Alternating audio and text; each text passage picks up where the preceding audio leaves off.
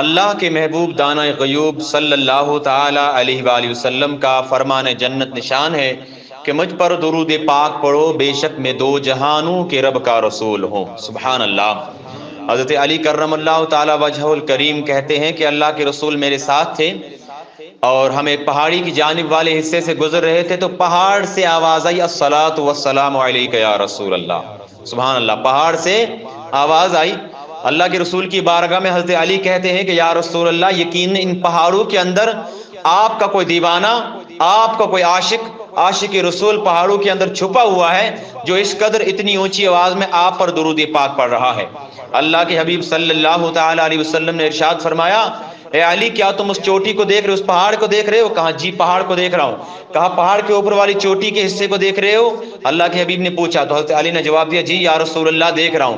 کہا چوٹی کے اوپر جو چھوٹا سا پڑا وہ پتھر ہے، وہی پتھر مجھ پر اس قدر اتنی محبت و شوق کے ساتھ درود پاک پڑھ رہا ہے۔ سبحان اللہ، وہی پتھر مجھ پر درود پاک پڑھ رہا ہے۔ تو اللہ کے رسول، پیارے رسول صلی اللہ تعالی علیہ وسلم پر ہم انسان ہی نہیں بلکہ کائنات میں جتنی بھی چیزیں ہیں وہ اللہ کے رسول کی بارگاہ میں درود پاک پڑھتی ہیں۔ سبحان اللہ، اور اللہ تبارک و تعالیٰ کی عبادت کرتی ہیں، اللہ کا ذکر کرتی ہیں۔ سبحان اللہ۔ تو پتھر بھی جو ہے اللہ کے رسول کی بارگاہ میں درود پاک پڑھتا ہے، حالانکہ پتھر ایک ایسی شے ہے کہ جسے عذاب نہیں ہونا، جس کا کوئی حساب نہیں ہونا، تو پھر بھی وہ محبت کی وجہ سے اللہ کے رسول صلی اللہ تعالی علیہ وسلم کی بارگاہ مقدسہ میں درود پاک پڑھتا ہے۔ ہم انسان اشرف المخلوقات ہیں، ہمیں اللہ تبارک و تعالیٰ نے سب مخلوقات میں سے بڑھ کر مخلوق بنایا، سب سے اعلیٰ مخلوق بنایا، تو ہمیں کس قدر اللہ تبارک و تعالیٰ کے حبیب صلی اللہ تعالی علیہ وآلہ وسلم کی بارگاہ مقدسہ میں ہدیہ درود پاک پڑھنا چاہیے۔ تو بآواز بلند پڑھیں، صلی اللہ علیہ یا رسول اللہ وسلم علیک یا حبیب اللہ، صلی اللہ علیہ یا رسول اللہ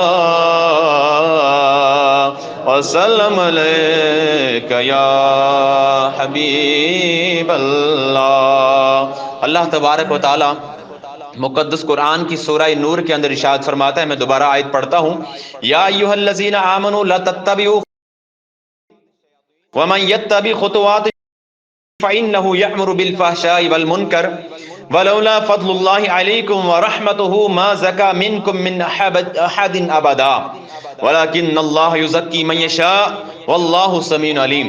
بغور اچھی طرح ترجمہ ملاحظہ فرمائیں، اللہ تبارک و تعالیٰ فرماتا ہے اے ایمان والو۔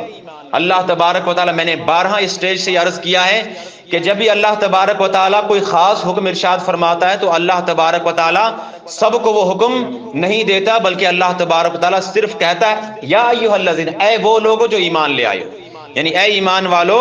اللہ اس آیت میں کیا کہتا ہے؟ یا ایھا الذین آمنو، اے ایمان والو، نہ چلو شیطان کے نقوش قدم پر، اے ایمان والو شیطان کے نقش قدم پر نہ چلو، اور جو چلتا ہے، اللہ تبارک و تعالیٰ فرماتا ہے اور جو چلتا ہے شیطان کے نقش قدم پر تو شیطان اسے حکم دیتا ہے اپنی پیروی کرنے کے لیے۔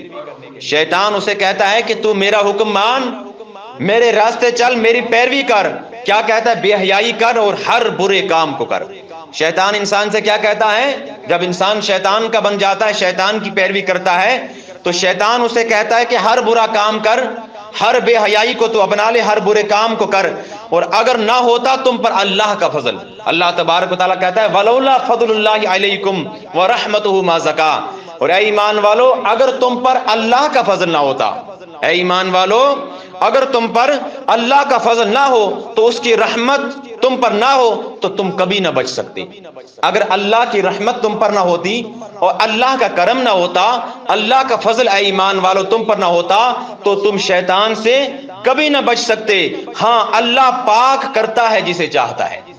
اللہ تبارک و تعالیٰ کہتا ہے اللہ پاک کرتا ہے جسے چاہتا ہے، اللہ سب کچھ سننے اور جاننے والا ہے۔ ایمان والوں کے لیے اللہ تبارک و تعالیٰ نے یہ حکم دیا ہے کہ اے ایمان والو شیطان کے نقش قدم پر نہ چلو۔ ہر انسان کے سامنے اللہ تبارک و تعالیٰ نے 2 راستے رکھے ہیں۔ اور اسے یہ ذہن دیا ہے کہ تو چاہے تو سیدھے راستے پر چل اور چاہے تو برے راستے پر چل. اگر تو چاہتا ہے سیدھے راستے پر چل، اگر تو چاہتا ہے تو برے راستے پر چل. اللہ کے رسول علیہ الصلوۃ والسلام فرماتے ہیں کہ ہر انسان کے ساتھ دو فیلنگ ہوتی ہیں، یعنی ہر انسان کی دل کے اندر ہمیشہ دو طرح کی باتیں آتی ہیں. جب انسان کو نیک عمل کرنے کی کوشش کرتا ہے، اس کا دل یہ چاہتا ہے کہ میں یہ نیک کام کر لوں، نماز پڑھوں، زکوٰۃ دوں، صدقہ خیرات کروں، اللہ تبارک و تعالیٰ کی مخلوقات کی مدد کروں، تو یقیناً یہ اللہ تبارک و تعالیٰ کی طرف سے اس کے ساتھ جو مقررہ فرشتہ ہوتا ہے وہ اس کے دل کے اندر یہ خیالات ڈالتا ہے. اللہ تبارک و تعالیٰ کی جانب سے جو مقررہ فرشتہ اس کے ساتھ ہوتا ہے، نورانی فرشتہ، وہ اس شخص کے دل میں یہ خیال ڈالتا ہے کہ تو یہ نیک کام کر. اور اللہ کے حبیب ارشاد فرماتے ہیں کہ جب کسی کے دل کے اندر برا عمل کرنے کا ارادہ آ جائے، ظاہر ہو جائے، وہ یہ کہے کہ میں یہ برا کام کروں گا، اس گناہ کو کروں گا، اس شخص کو گالی دوں گا، یہ برا عمل کروں گا، اس گناہ کے اندر ملوث ہو جاؤں گا، تو جان لو کہ تمہارے ساتھ جو شیطان ہے وہ اس وقت تمہارے اوپر حاوی ہو چکا ہے. جو تمہارے ساتھ شیطان ہے وہ اس وقت تمہارے اوپر حاوی ہو چکا ہے. اور جب شیطان حاوی ہوتا ہے تب کیا ہوتا ہے؟ میں آپ کو ایک حکایت سناتا ہوں. اللہ کی رسول علیہ الصلوۃ والسلام نے فرمایا کہ بنی اسرائیل میں ایک شخص تھا جو اللہ تبارک و تعالیٰ کی عبادت کرتا، ایک راہب تھا، اللہ تبارک و تعالیٰ کی عبادت کرتا اور مستجاب الدعوات تھا، یعنی جو بھی وہ اللہ پاک کی بارگاہ میں دعا کرتا اللہ پاک اس کی دعا کو قبول فرما لیتا. وہ لوگوں کے اندر اتنا عزیز تھا کہ جب کسی کو کوئی تکلیف، کسی کو کوئی پریشانی ہوتی، کسی کے گھر والا کوئی مریض بن جاتا، کوئی بیمار ہو جاتا، تو اس بنی اسرائیل کے راہب کے پاس لے جاتے، وہ دم کر دیتا، اللہ پاک کی بارگاہ میں دعا کر دیتا، تو اللہ پاک اپنا فضل فرماتا اور اس شخص کی بیماری کو دور کر دیتا، اس شخص کی بیماری کو دور کر دیتا. جب شیطان نے اس شخص کو دیکھا، اس راہب کو دیکھا، اس عبادت گزار بندے کو دیکھا، تو شیطان نے اپنے سارے ہتھ کنڈے آزما لیے، یعنی اپنی سارے چالیں چل لی کہ کسی طرح سے یہ میرے بہکاوے کے اندر آ جائے، یہ اللہ تبارک و تعالیٰ کی عبادت سے ہٹ جائے، اللہ پاک کی عبادت نہ کرے. شیطان نے بہت منہ توڑ کوشش کی لیکن ناکام ہو گیا. آخر شیطان نے تنگ ہو کر زارو قطار چیخنا رونا شروع کر دیا.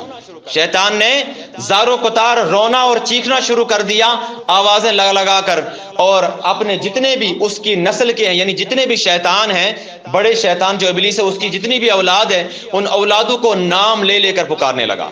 شیطان اپنی اولادوں کو نام لے کر پکارنے لگا.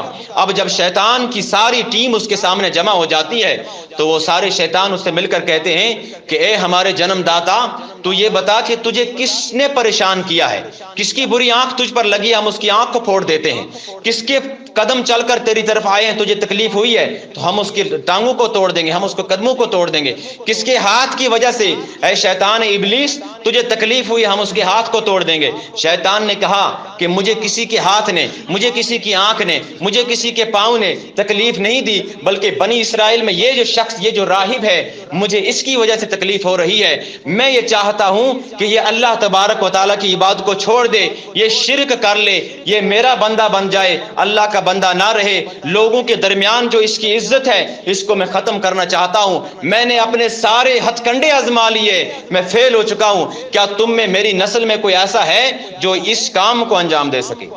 شیطان نے اپنے تمام پیروکاروں سے یہ کہا کہ کیا تم میں کوئی ایسا ہے جو اس راہب کو اللہ تبارک و تعالیٰ کی عبادت سے ہٹا سکے، اسے اللہ پاک کی بارگاہ سے منکر کر دے، اللہ پاک کو ماننا یہ چھوڑ دے.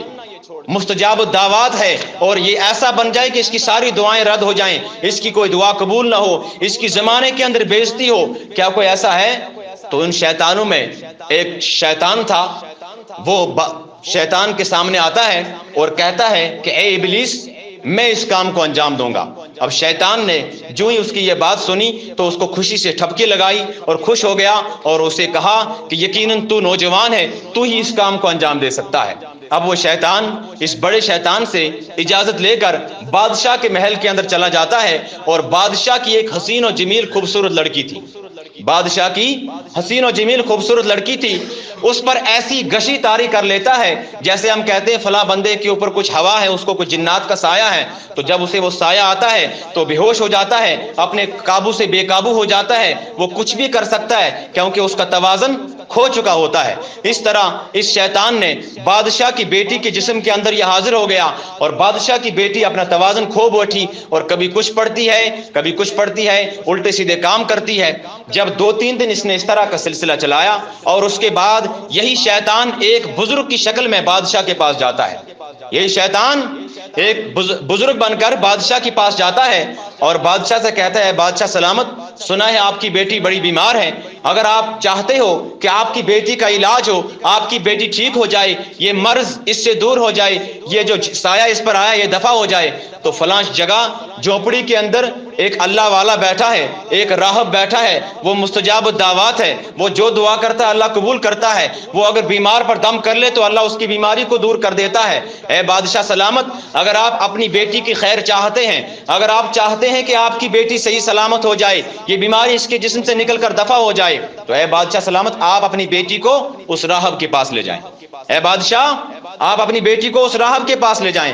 چنانچہ بادشاہ سلامت کو اس شیطان کا جو کہ خوبصورت بن کر اور نیک بن کر بادشاہ کی بارگاہ میں آیا تھا، اس کو اس کا مشورہ پسند آیا، اور اٹھایا اپنی بیٹی کو اور اپنے ملازمین کو اور چلا گیا اس راہب کے پاس، چلا گیا اس راہب کے پاس۔ جب راہب کے پاس جاتا ہے اور راہب نے اسے کچھ کلمات پڑھ کر دم کیا تو وہ بادشاہ کی لڑکی ٹھیک ہو گئی، بادشاہ کی لڑکی سے وہ جنون اور جو اس کو حرکت آئی ہوئی تھی وہ ختم ہو گئی۔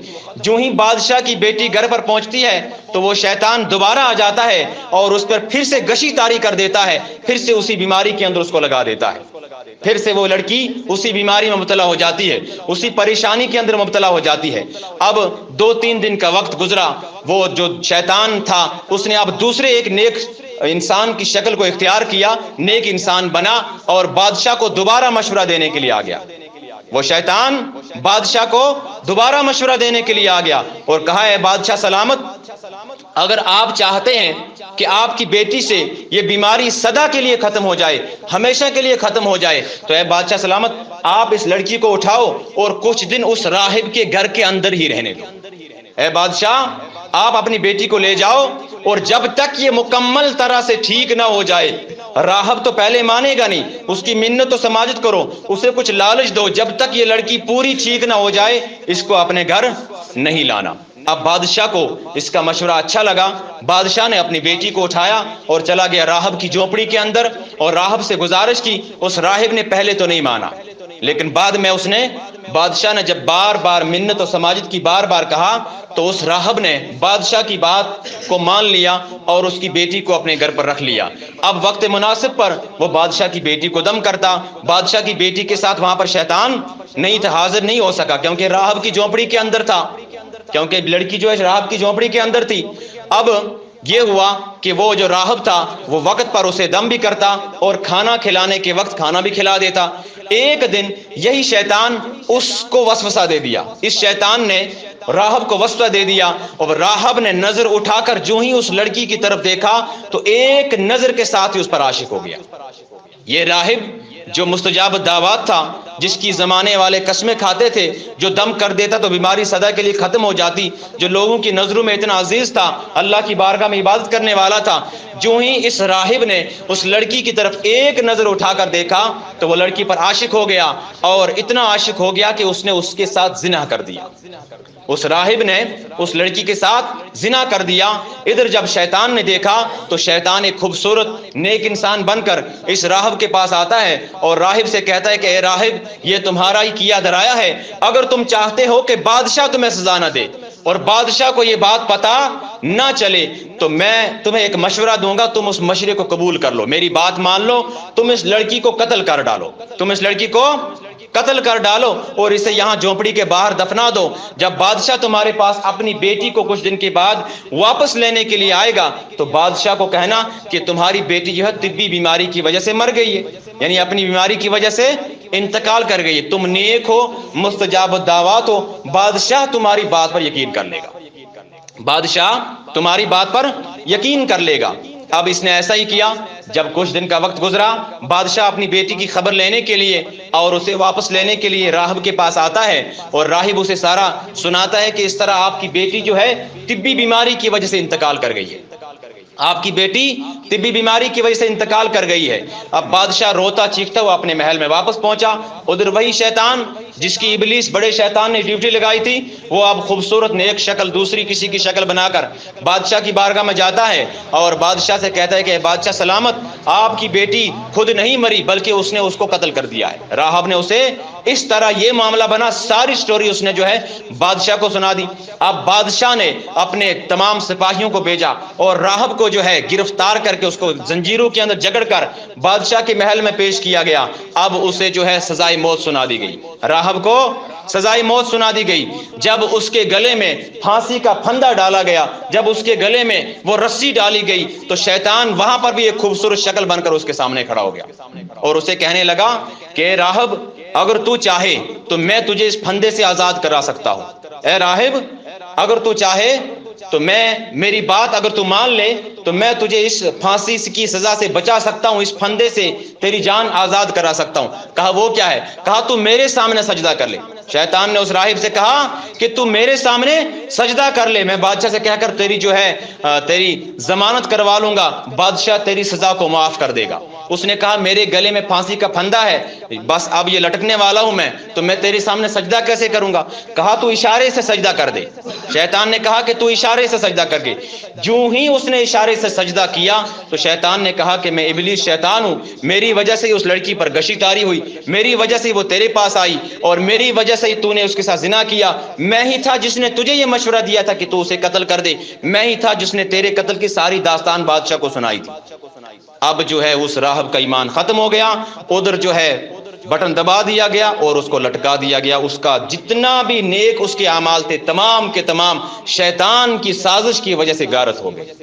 اور وہ انسان جو اللہ پاک کی بارگاہ میں دعا کرتا تو اللہ اس کی تمام دعائیں قبول کر لیتا تھا، مستجاب الدعوات تھا۔ اگر کسی بیمار پر دم کرتا تو اللہ کے فضل سے اس کی بیماری دور ہو جاتی۔ آج وہ مرا شیطان کے سامنے سجدہ کر کے۔ تو اے ایمان والو، اللہ تبارک و تعالیٰ اسی لیے کہتا ہے کہ اے ایمان والو شیطان کے نقش قدم پر نہ چلو۔ اے ایمان والو کبھی شیطان کے نقش قدم پر نہ چلو۔ جب تم کسی ایک کام میں شیطان کی پیروی کر لے، قرآن کہتا ہے، میں نے قرآن کی آیت پڑھی، کتاب اپنے سامنے رکھی ہے، میں نے کتابیں اسی لیے میں سامنے رکھتا ہوں تاکہ میں دکھا سکوں۔ اللہ پاک کیا کہتا ہے کہ اگر تم شیطان کی پیروی کر لو گے تو شیطان تمہیں بہکائے گا اور تمہیں اپنی پیروی کرنے کے لیے کہے گا اور تم سے وہ کام کروائے گا جو اللہ کی ناراضگی کا سبب بنتے ہیں، تم سے وہ کام کروائے گا جو اللہ پاک کی ناراضگی کا سبب بنتے ہیں۔ تو اللہ تبارک و تعالیٰ سے ہمیشہ معافی طلب کرنی چاہیے۔ میں کچھ اور چیزیں بھی عرض کرنا چاہوں گا، اس کے لیے معذرت چاہتا ہوں، شاید مجھے کچھ ٹائم بھی لگ جائے۔ اللہ تبارک و تعالیٰ کہ حبیب علیہ الصلوۃ والسلام کی حدیث پاک ہے، ابو داؤد کی حدیث ہے۔ اللہ کے حبیب کہتے ہیں ان ابی ذر قال خرج علینا رسول اللہ صلی اللہ علیہ وسلم قال اتدرون ای الاعمال احب الى اللہ تعالی قال قائل الصلاة والزکاة وقال قائل الجہاد قال النبی صلی اللہ علیہ وسلم ان احب الاعمال الى اللہ تعالی الحب فی اللہ والبغض فی اللہ، الحب فی اللہ والبغض فی اللہ۔ ترجمہ ہے ابو ذر غفاری رضی اللہ تعالیٰ عنہ نے کہا کہ حضور علیہ الصلوۃ والسلام ہم لوگوں کے پاس تشریف لائے۔ ابو ذر غفاری کہتے ہیں اللہ کے رسول ہمارے پاس تشریف لائے اور فرمایا کہ تم لوگ جانتے ہو کہ خدا تعالیٰ کے نزدیک کون سا عمل سب سے زیادہ پسندیدہ ہے؟ اے میرے صحابہ کیا تم لوگ جانتے ہو کہ اللہ کی بارگاہ میں سب سے زیادہ عزیز پسندیدہ عمل کون سا ہے؟ تو کسی نے کہا نماز، کسی نے کہا زکوٰۃ، کسی نے کہا جہاد۔ حضور نے فرمایا اللہ کے نزدیک سب سے زیادہ پسندیدہ عمل الحب فی اللہ والبغض فی اللہ، یعنی خدا ہی کے لیے کسی سے محبت کرنا اور خدا ہی کے لیے کسی سے بغض رکھنا، خدا ہی کے لیے کس سے محبت کرنا اور خدا ہی کے لیے کس سے بغض رکھنا۔ یعنی ہر انسان سے اگر محبت کرتا ہے انسان تو کس وجہ سے کرنا ہے کہ اللہ مجھ سے راضی ہو جائے، اللہ سے محبت کی وجہ سے۔ اور اگر کسی نافرمان کسی شیطان کے پیروکار سے کوئی بغض رکھتا ہے تو وہ اس نیت سے رکھے کہ میں اللہ کے لیے اس سے بغض رکھتا ہوں، کیونکہ یہ اللہ کا نہیں ہے، کیونکہ یہ اللہ کا نہیں ہے، اللہ کی بات نہیں مانتا، اللہ کے بتائے ہوئے احکام پر نہیں چلتا، اللہ کے رسول کے احکام پر نہیں چلتا، اللہ کو نہیں مانتا، اللہ کے رسول کی نہیں مانتا، رات دن اللہ کی نافرمانی کرتا ہے۔ میں اس سے بغض رکھتا ہوں، میں اس سے حسد رکھتا ہوں، کینہ رکھتا ہوں، میں اس سے کس وجہ سے؟ اللہ کی وجہ سے۔ اگر کس سے محبت رکھو تو اللہ کی وجہ سے، اگر کس سے بغض رکھو تو اللہ کی وجہ سے۔ دوسری حدیث سناتا ہوں، عن ابی سعید الخدری ان رسول اللہ صلی اللہ علیہ وسلم قال من رأى منکم منکرا فلیغیرہ بیدہ فإن لم یستطع فبلسانہ فإن لم یستطع بقلبہ وذلک اضعف الایمان۔ ابو سعید خدری کہتے ہیں کہ رسول اللہ صلی اللہ تعالی علیہ وسلم نے فرمایا کہ جو شخص کوئی بات خلاف شرع دیکھے، اچھی طرح نوٹ کریں، میں اسی لیے ٹائم ایکسٹرا لے لاؤں کہ یہ چیزیں بتانا مجھ پر ضروری ہے، واجب ہے، فرض ہے، میں نہیں بتاؤں گا تو میں گناہ گار ہوں۔ اللہ کے رسول کیا کہتے ہیں کہ جو شخص کوئی بات خلاف شرع دیکھے، یعنی کوئی ایسی بات دیکھے جو دین کے اندر نہ ہو، جو شیطانی بات ہو، تو اسے اپنے ہاتھ سے روک دے۔ اگر کوئی شخص دیکھے، کوئی ایمان والا دیکھے تو اسے اپنے ہاتھ سے روک دے۔ اگر ہاتھ سے روکنے کی قدرت نہ ہو، یعنی اس کے پاس اتنی طاقت نہیں ہے، پاور نہیں ہے، ہاتھ سے کیسے روک سکتا ہے؟ جو گناہ کر رہا ہے وہ زیادہ پاور والا ہے۔ اگر کوئی ہاتھ سے نہیں روک سکتا تو زبان سے روکے۔ اگر زبان سے بھی منع کرنے کی قدرت نہ ہو تو دل سے اس بات کو برا جانے، دل سے اس بات کو برا جانے۔ دوسری حدیث ان ابو بکر صدیق قال سمعت رسول اللہ صلی اللہ علیہ وسلم یقول ان الناس اذا راوا منکرا فلم یغیرہ یؤشک ان یعمهم اللہ۔ فرماتے ہیں ابو بکر صدیق رضی اللہ تعالی عنہ کہ فرمایا کہ میں نے رسول اللہ صلی اللہ علیہ وسلم کو فرماتے ہوئے سنا کہ لوگ جب کوئی بات خلاف شرع دیکھیں تو اس کو نہ مٹائیں تو عنقریب خدائے تعالی ان کو عذاب میں مبتلا کر دے۔ یعنی جو شخص کوئی برائی دیکھے اور اس برائی کو ہٹانے کی کوشش نہ کرے تو اللہ کے حبیب علیہ الصلوۃ والسلام کے گارے یار کہتے ہیں کہ اللہ کے رسول نے کہا۔ یہ حدیث ہے، حدیث، اور حدیث وہ ہے جو اللہ کے رسول کہتے ہیں، صحابہ نے سنی ہے، تو کہتے ہیں کہ عنقریب خدا تعالیٰ اس کو اپنے عذاب کے اندر مبتلا کر دے گا۔ انوار الحدیث کتاب کا نام ہے، حدیث دیکھ سکتے ہیں۔ تو میرا عرض کرنے کا مقصد یہ ہے کہ شیطان کی پیروی نہ کریں۔ آج دیکھا گیا ہے کوئی الیکشن جیتتا ہے، دنیاوی جیت، اس کے اندر دنیاوی کوئی چیز جیت لیتا ہے، کوئی منسٹر بنتا ہے تو اسے اللہ پاک کی بارگاہ میں سجدہ کر کے اللہ کا شکر ادا کرنا چاہیے، لیکن وہ اس طرح اللہ کا شکر نہیں ادا کرتا، وہ ڈھول مار کر شیطان کو راضی کرتا ہے۔ اور ہماری عوام بھی اسی طرح اسی معاملے کے اندر داخل ہو جاتی ہے اور شیطان کی پیروکار بن جاتی ہے۔ اندازہ کریں کہ اللہ کے رسول کہتے ہیں کہ جو جس حال میں مرے گا وہ اسی حال میں اٹھایا جائے گا، جو جس حال میں مرے گا وہ اسی حال میں اٹھایا جائے گا۔ تو اللہ نہ کرے گھاڑی میں بیٹھ کر کوئی ڈھول مارتے مارتے یا ڈھول سنتے سنتے تمہاری روح کو حضرت اسرائیل آ کر نکال دے، تو کیا تم ڈھول مارتے مارتے قیامت کے دن نہیں اٹھو گے؟ تو جب ڈھول مارتے مارتے قیامت کے دن اٹھو گے، ڈھول سنتے سنتے قیامت کے دن اٹھو گے، تو کیا اللہ کے رسول سے شفاعت کی امید رکھ سکتے ہو؟ کیا تم یہ مانتے ہو کہ اللہ کے رسول تمہاری شفاعت کریں گے؟ اللہ کے رسول کی حدیث پاک ہے کہ مجھے ڈھول اور بانسری کو توڑنے کے لیے بھیجا گیا ہے۔ اللہ کے رسول کہتے ہیں مجھے توڑنے کے لیے بھیجا گیا ہے، لیکن تم کہاں توڑتے ہو؟ تم تو اس کو چلا رہے ہو۔ ملا کیا ہے؟ دنیا کی ایک چھوٹی سی خوشی، کر کیا رہے ہو؟ اللہ کی عبادت نہیں کر رہے ہو۔ اب جب ہمیں کوئی چیز ملتی ہے تو ہمیں اللہ کا شکر کرنا ہے کہ الحمدللہ، یا اللہ تیرا شکر ہے، تیرے فضل سے مجھے فلاں چیز ملی ہے۔ لیکن ہم لوگ کیا کرتے ہیں؟ کوئی سرپنچ بن رہا ہے، کوئی DDC الیکشن لڑ رہا ہے، جیت گیا تو ڈول بج رہے ہیں، گاڑیوں کے اندر ڈول بجا رہے ہیں۔ میں نے پہلے اس لیے حدیث سنائی ہے کہ اگر کوئی شخص برائی سے منع نہ کرے، برائی سے منع نہ کرے، وہ نیکی کا حکم نہ دے، اللہ کے رسول کہتے ہیں وہ ہم میں سے نہیں ہے۔ برائی سے منع کرنا ہے اور نیکی کا حکم دینا ہے، اور مجھ پر یہ لازم ہے۔ تو ان چیزوں سے توبہ کریں، اللہ پاک کی بارگاہ میں توبہ کریں۔ اور جب کسی سے ہم کہتے ہیں کہ ڈھول مت مارو، یہ گناہ کا کام ہے، یہ فاسقوں کا کام ہے، تو وہ ہمیں کہتا ہے سائی مندریاں والے ڈھول مارتے تھے۔ تو مجھے بتاؤ، آپ لوگ اور سائی مندریاں والے برابر ہیں؟ کیا آپ بھی تمام اللہ کے ولی ہو؟ سائی مندریاں کچھ ولی نماز بھی نہیں پڑھتے ہیں، تو آپ کیا کہو گے وہ نماز نہیں پڑھتے ہیں؟ آپ اور وہ لوگ برابر ہیں۔ ہمیں اللہ کے رسول کی زندگی کو ماڈل بنانا ہے۔ اللہ کے رسول کی زندگی ہمارے ماڈل ہے۔ کیا اللہ کے رسول نے کبھی ڈھول مارا ہے؟ ہمارے پاس قرآن ہے، ہمارے پاس حدیث کی کتابیں ہیں، کیا کسی قرآن میں لکھا ہے ڈھول مارنا جائز ہے؟ یا کسی حدیث کی کتاب میں لکھا ہے ڈھول مارنا جائز ہے، یا اس سے کوئی فائدہ ملتا ہے؟ جب تمہارے پاس قرآن ہے تو تم قرآن کو چھوڑ کر کسی کی زندگی کو کیوں کہتے ہو فلانا ولی جو ہے ڈھول مارتا تھا؟ فلانا ولی ڈھول مارے، جو مرضی کرے، ہمیں ان کی مت دیکھنا ہے۔ ہم قرآن کو دیکھتے ہیں کہ قرآن میں اللہ تبارک و تعالیٰ کہتا ہے کہ برائی سے منع کرو، برے کام سے رک جاؤ، شیطان کی پیروی نہ کرو، اور جو شیطان کی پیروی کرتا ہے تو وہ پھنسے گا عذاب کے اندر، کیونکہ شیطان نے اسے سارے کام کروانے۔ لہٰذا آج میں آپ تمام کی بارگاہ میں گزارش کرتا ہوں کہ آپ اللہ کے گھر میں بیٹھے ہیں۔